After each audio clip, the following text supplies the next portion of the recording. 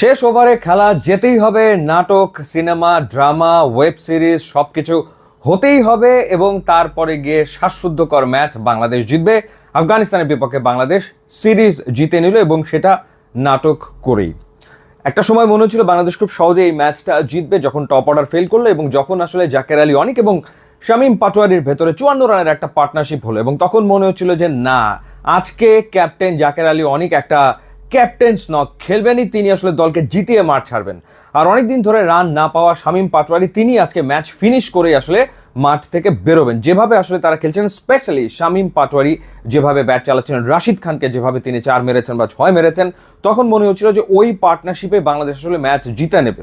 80 রানে পৌঁছে গেল বাংলাদেশ, কিন্তু তখনই আবারও রাশিদ খানের বলে জাকের আলী অনিক এলবিডব্লিউ হয়ে তিনি আউট হয়ে গেলেন এবং তারপরেই আবার একটা ব্যাটিং কলাপস বলা যায় এবং সেটা চূড়ান্ত রূপ নেয়, অর্থাৎ বাংলাদেশের দর্শকদের হৃদস্পন্দনকে চূড়ায় উঠিয়ে নেয় যখন শামীম পাটোয়ারি এক অদ্ভুত শট খেলতে গেলেন নূরের বলে, অর্থাৎ রিভার্স হিট করতে গেলেন। ঠিক যেভাবে এশিয়া কাপে পাকিস্তানের বিপক্ষে ম্যাচে অপ্রয়োজনীয়ভাবে শাহিন আফ্রিদির বলে রিভার্স হিট করতে গিয়ে উইকেটটা থ্রো করে এসেছিলেন, ঠিক একই রকমভাবে তিনি আসলে আউট হয়েছেন। তারপরেও জাকের আলী অনিকের 32 এবং শামীম হোসেন পাটোয়ারির যে 33-22 বলে, এই দুইটা ইনিংসই মূলত আসলে বাংলাদেশকে ম্যাচে রেখেছিল, কিন্তু তাদের উচিত ছিল ম্যাচ ফিনিশ করে আসা। এরকম নাটক আসলে উপহার না দিলেও পারতেন এই দুইজন। পরবর্তী সময় যথারীতি সুপার ফিনিশার বনে যাচ্ছে নুরুল হাসান সোহান। আগের ম্যাচটা তিনি জিতিয়েছেন, সম্ভবত 22 রান করেছিলেন। এই ম্যাচে তিনি 21 বলে 31 রানে অপরাজিত থাকলেন। তিনটা দুর্দান্ত ছক্কা, 2টা মেরেছেন মোহাম্মদ নবীকে, একটা 4 মেরেছেন এবং 147.61 স্ট্রাইক রেটে তিনি ব্যাট করেছেন। তখনও নাটকের বাকি। নুরুল হাসান সোহান তখন 24 রানে উইকেটে তিনি সেট। সেই অবস্থায় নাসুমের মনে হলো যে রাশিদকে 6 মারা দরকার। শেষ বলে বোল্ড হলেন, 6 মারতে গিয়ে নুরুল হাসান সোহান তাকিয়ে তাকিয়ে দেখলেন। ব্যাট করতে আসলেন সাইফুদ্দিন এসে ওমার জাইয়ের বলে 4 মারতে গেলেন। নুরুল হাসান সোহান তাকিয়ে তাকিয়ে দেখলেন এবং সাইফুদ্দিন আউট হয়ে গেলেন ওমর জাইয়ের বলে। রিশাদ হোসেন এসে ঠিক একই রকমভাবে ছক্কা মারতে গেলেন এবং নন স্ট্রাইকিং এন্ডে থেকে সেট ব্যাটসম্যান নুরুল হাসান সোহান তাকিয়ে তাকিয়ে দেখছেন যে অন্যদিকে একের পর এক উইকেট আসলে পড়ে যাচ্ছে। অ্যান্ড থ্যাঙ্কস টু শরীফ, 6 বলে 11 রানের একটা ইনিংস তিনি খেলেছেন। তখন নিশ্চয়ই সবার হৃদস্পন্দন অনেক উপরে উঠে গেছে এবং বাংলাদেশ ম্যাচটা জিতেছে 2 উইকেটে এবং শেষ ওভারে গিয়ে।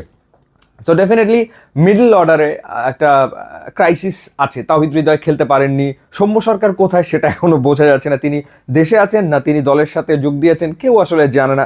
সো সেরকম একটা অবস্থাতে আসলে বাংলাদেশের মিডল অর্ডারটা একটু ভঙ্গুর।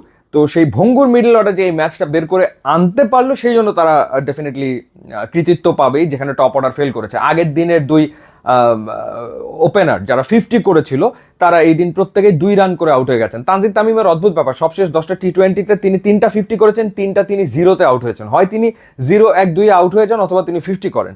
পারভেজ হোসেন ইমন তিনিও আউট হয়ে গেলেন এবং যথারীতি বাংলাদেশ 2টা রিভিউ অপচয় করেছে। প্লাম এলবিডব্লিউ, তারপরে ব্যাটাররা রিভিউ নিয়েছেন কিন্তু সেইগুলো আসলে কাজে লাগেনি। যাই হোক, আর বোলিংয়ের ক্ষেত্রে খুবই বাংলাদেশ ভালো বল করেছে। ডিসিপ্লিন বোলিং আসলে ছিল একমাত্র রিশাদ ছাড়া। রিশাদ রান দেবে, লেগ স্পিনার রান দেবে, 45 রান দিয়েছেন, বাট খুব ইম্পর্টেন্ট 2টা উইকেট তিনি নিয়েছেন। নাসুম আহমেদ 4 ওভারে 25 রান দিয়ে 2 উইকেট নিয়েছেন। শরীফুল নিয়েছেন 4 ওভারে 13 রানে 1 উইকেট। সো 2টা চেঞ্জ ছিল। তাসকিন খেলেননি, হয়তোবা তাকে ওয়ার্কলোড ম্যানেজমেন্টের কারণে রেস্ট দেওয়া হয়েছে। তানজিম সাকিবকে রেস্ট দেওয়া হয়েছে। শরীফুল খেলেছেন, মোহাম্মদ সাইফুদ্দিন খেলেছেন, দুজনই ফ্যান্টাস্টিক বোলিং করেছেন। শরীফুল তো 4 ওভারে 13 রানে 1 উইকেট নিয়েছেন এবং মোহাম্মদ সাইফুদ্দিন 4 ওভারে 22 রানে কোনো উইকেট নেননি। মুস্তাফিজ ওয়াজ আ বিট এক্সপেন্সিভ, 4 ওভারে 40 রান তিনি আসলে দিয়েছেন। সো ওভারঅল গুড ম্যাচ, মানে ফুল অফ এন্টারটেইনমেন্ট, এটা নিয়ে কোনো সন্দেহ আসলে নাই। জমজমাট ক্রিকেট হয়েছে, প্রতিদ্বন্দ্বিতামূলক ক্রিকেট হয়েছে, কিন্তু মানসিক চাপ বেড়ে গিয়েছিল বাংলাদেশের ফ্যানদের, কোনো সন্দেহ এ ব্যাপারে নাই। তো যাই হোক, শেষমেশ বাংলাদেশ সিরিজ জিতেছে। টানা 4টা সিরিজ বাংলাদেশ টি20তে জিতলো। শ্রীলঙ্কা, পাকিস্তান, নেদারল্যান্ডস এবং আফগানিস্তানকে টি20 সিরিজে হারালো। সো অভিনন্দন বাংলাদেশ দলকে। এবং একই সাথে এই জয়ের ফলে হেড টু হেডে বাংলাদেশ আফগানিস্তানকে পেছনে ফেললো। টি20তে বাংলাদেশ আফগানিস্তানের বিপক্ষে এখন 8 ম্যাচ জিতেছে, হেরেছে 7টাতে। সো দেখা যাক এবার হোয়াইট ওয়াশ বাংলাদেশ করতে পারে কিনা আফগানিস্তানকে। ইউটিউব, ইনস্টাগ্রাম লিঙ্ক দিয়ে আসে, আপনারা যোগ দিলে খুবই খুশি হবো। And thanks for watching.